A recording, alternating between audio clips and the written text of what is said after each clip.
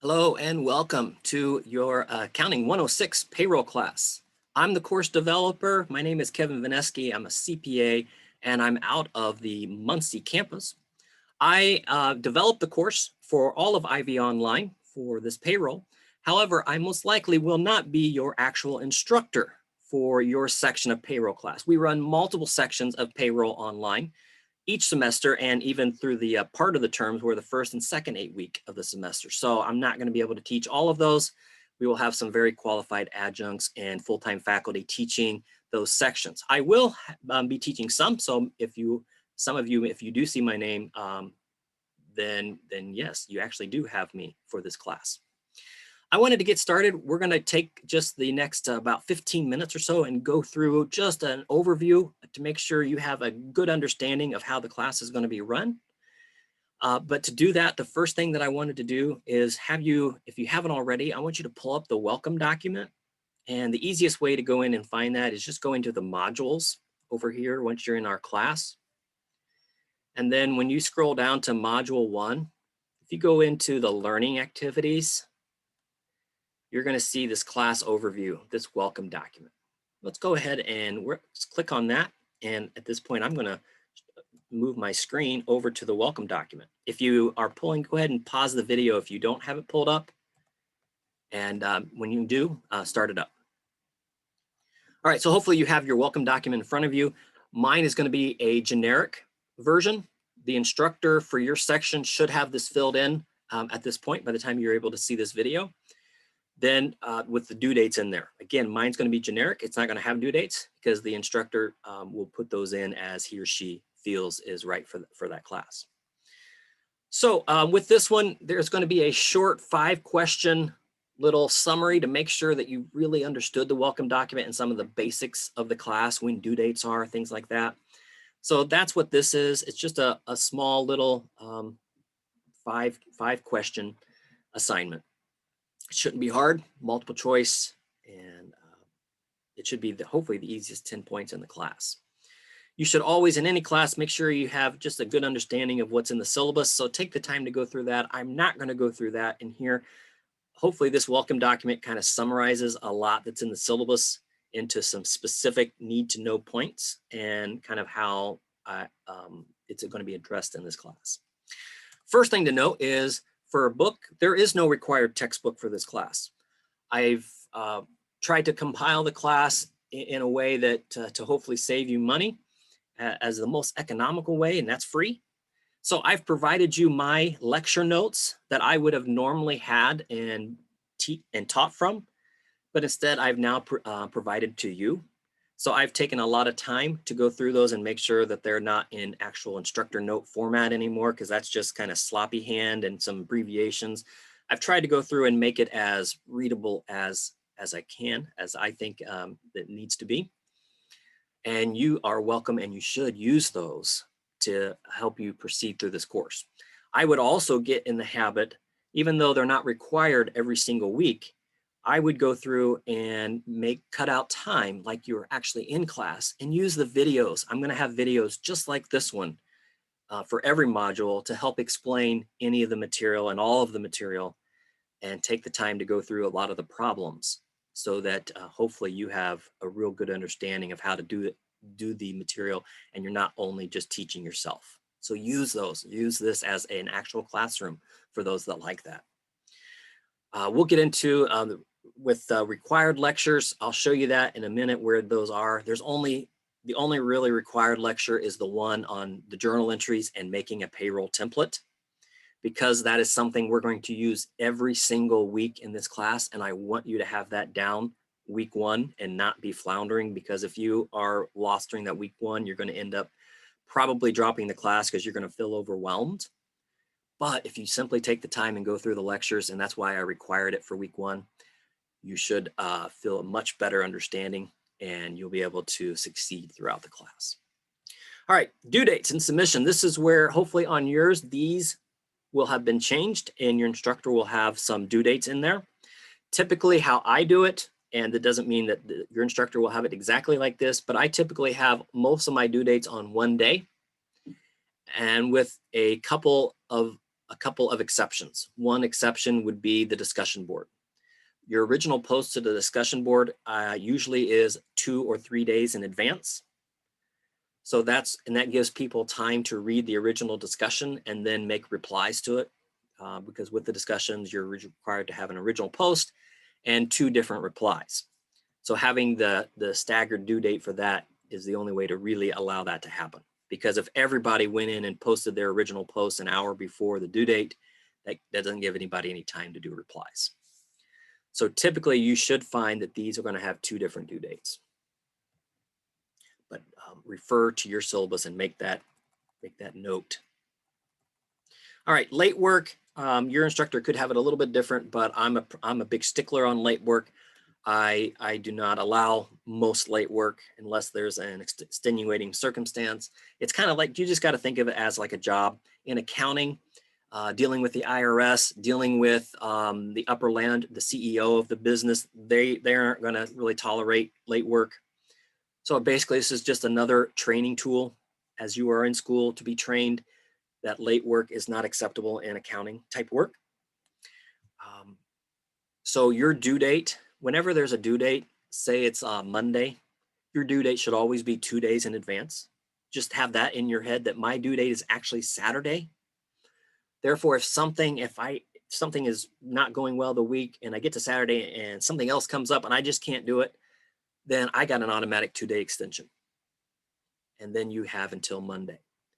One of the biggest pet peeves of instructors is when a student emails them, if say the due date is Monday night and the student emails them at 8:45 Monday evening and says, things came up, couldn't get the assignment done.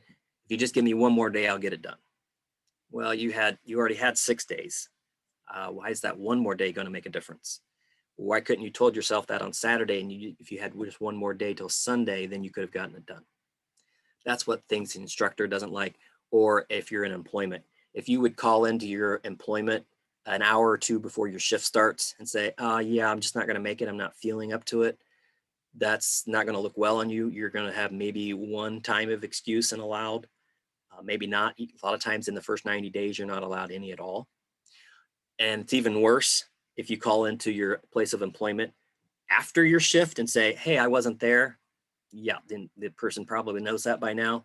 And then you tell them, oh, I couldn't get the assignment done by yesterday's due date. That doesn't float too well for a lot of instructors. And especially with the IRS, you're going to pay penalties. So one of the key lessons that you learn, and I try to force that in my classes, is to make your due date early. So if something comes up, you have your automatic extension. All right. With the discussion boards, you'll have a discussion laid out. You'll make an original post. That's going to be the primary focus of the grade, like 14 on 20 points. Just if you have a good, concise, clear thoughts, it's written well, that's going to go into the grade. The due date, the original post, and the replies most likely will be on 2 different dates, but make sure you regard how your course is set up. Not every single module will have a discussion board. So just go through every module. It'll be clearly laid out if there is a discussion or not. Most of the time I have one or the other. There are a few weeks where I'll have 2. I'll have a discussion board and a problem, but usually it's either or. There may be a problem or a discussion board. So with the various issues that seem to always come up semester after semester, and it usually gets worse as the semester goes on. By weeks 5, 6, 7, and 8, and then and it's also for different purposes. In weeks 1 and 2, I'll have a certain number of people that have different things always come up. They're not new. It's always the same type of issues. That's why I always have you make your 2 days ahead. I reemphasize that here again. If I'm notified, usually by that, I put that in here as that date here. If I'm notified, if it's due on Monday, if I'm notified by Saturday, I'm really willing to work with you because I know you're being proactive and something's come up and you're trying. I want to give you as much support as I can. So I'm going to be right there cheering you on. But if you're one of those that waits till Monday night, then I have a much different attitude towards that. And I think a lot of instructors will be it that way. Always just keep in contact. Keep your instructor up to date, even through either through the notifications or simply through email. That is the best way. All right, so typically late work is not accepted. There can be a few extenuating circumstances that you were way and beyond out of control, out of the expectations. Then, you know, that's kind of a one-on-one.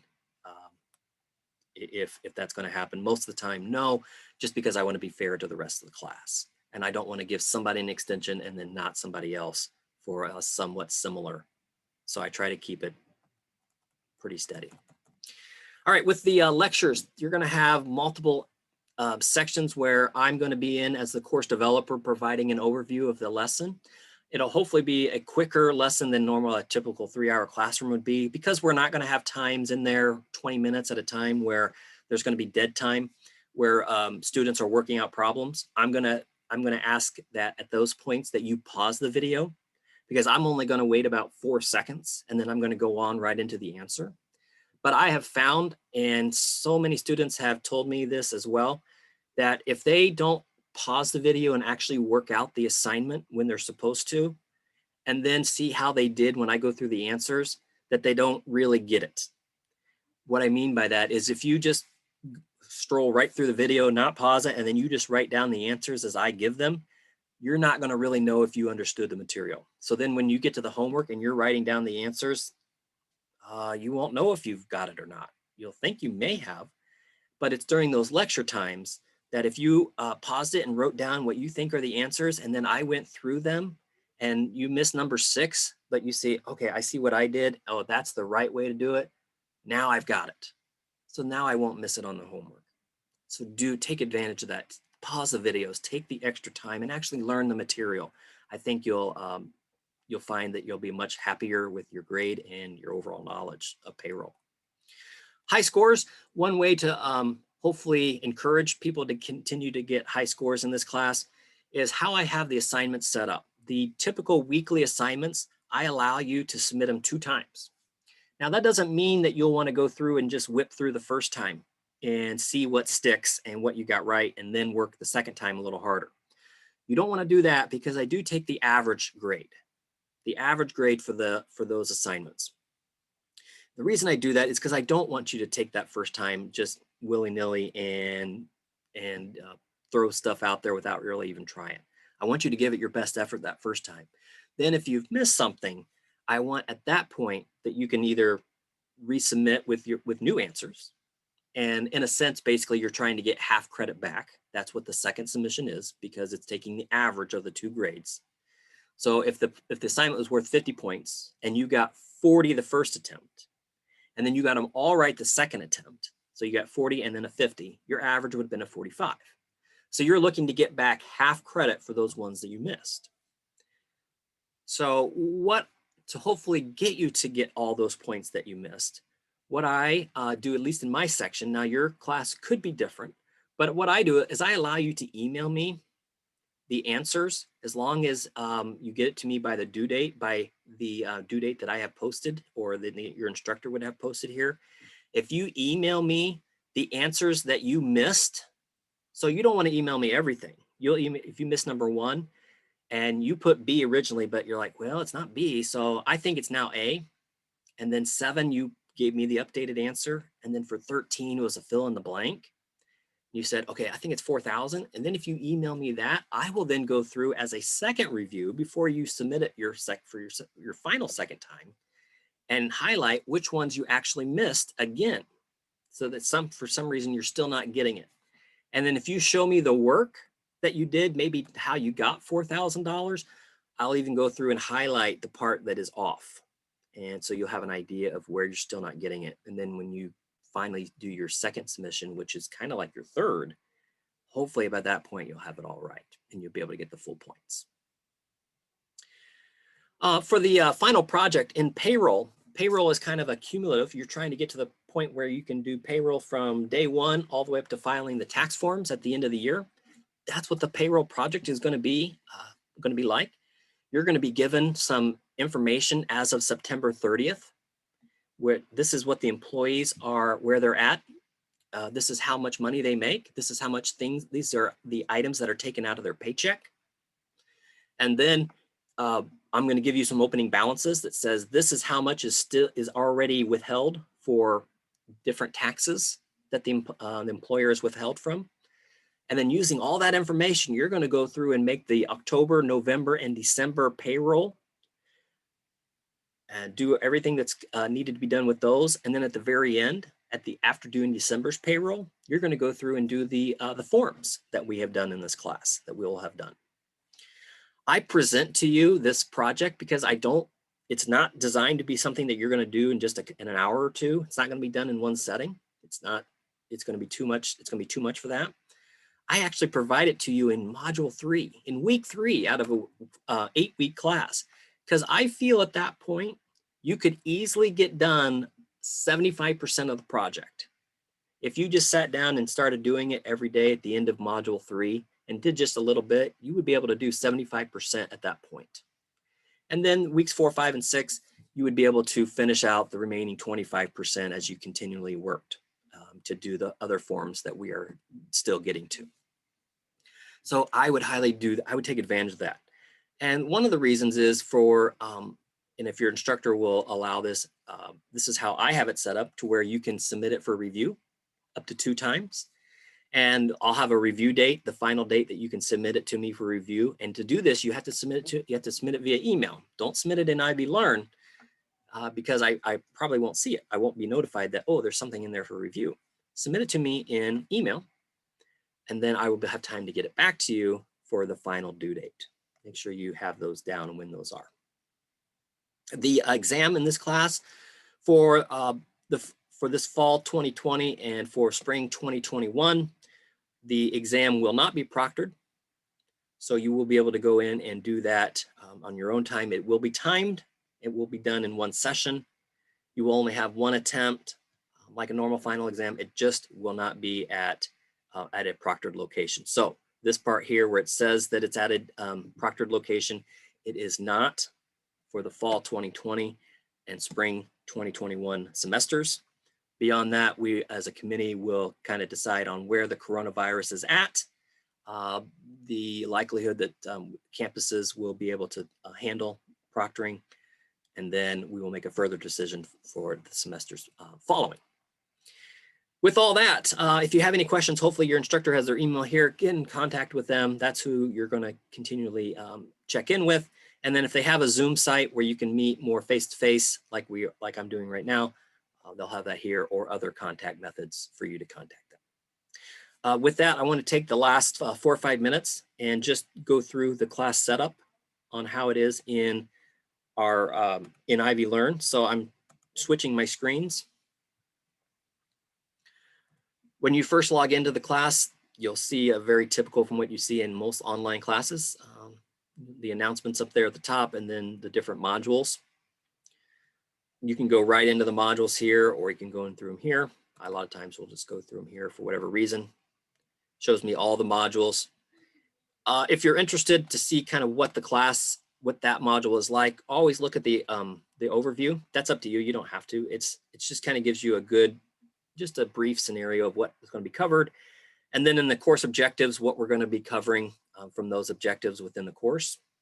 Then you can just go into the next button if you do that. This takes you to the next item down in the module.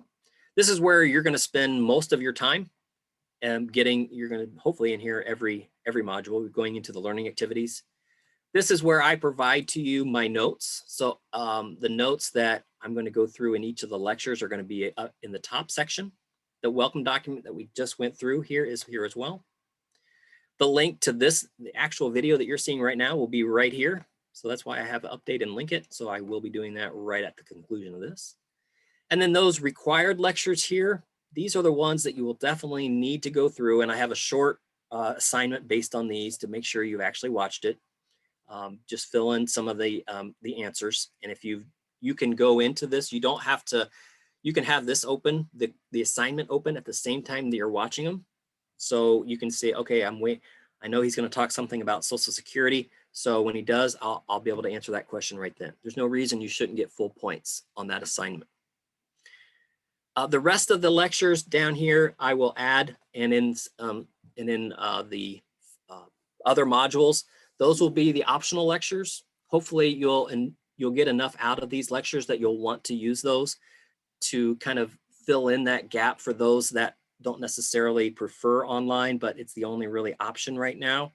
Those are going to give you that in-class feeling. That's what I try to do. And then your assignments will always be listed separately, and they'll always be indented. I try to always make them indented. The first module has the most assignments, but they're not long. So you're going to do an initial discussion board. Hopefully your instructor already has theirs completed, and then you will make your own, and it's just a way for everybody to know each other and your instructor to get to know you. The welcome document, this is where you're going to have those 5 questions. That's just going to, did you understand how the class is going to be run? The required lecture quiz, this is going to be just 10 questions that, did you actually watch the lecture? If you did, you should be able to answer those 10 questions. And then what's going to take the most time are the final 2 down here. These are your general understanding of the lecture notes of what I was hoping to cover for that module. And then the payroll register, what the main thing that we spent time on for this class, for this module, and that we're going to use the rest of the class. I want to make sure you have it correctly started. As you can see, for the rest of the modules, usually there's only two to three things that are due, including a discussion board. When you get down here to module 3, you'll see there's really only 2 things due. The take-home project is not actually due until module 7, but this is where I say, here you go. This is where you can begin to look at it and get started with it. And hopefully you'll take me up on that and you'll start at a module 3, if not, and not wait at the latest, maybe module 4 and get going. So you're not trying to cram it all in that last module and then not save time for review. Okay, with that, I hope that you have a great semester. Email your instructor with any questions. If there's something in the course that doesn't seem right, email them. They'll submit a ticket and it'll let me know and I can make any corrections that are needed. This is one of the first semesters that this course has gone live. I hope you enjoy it and I hope you get out of it and see I put a lot of work into it and I hope you can get a lot out of it as well. All right, thank you.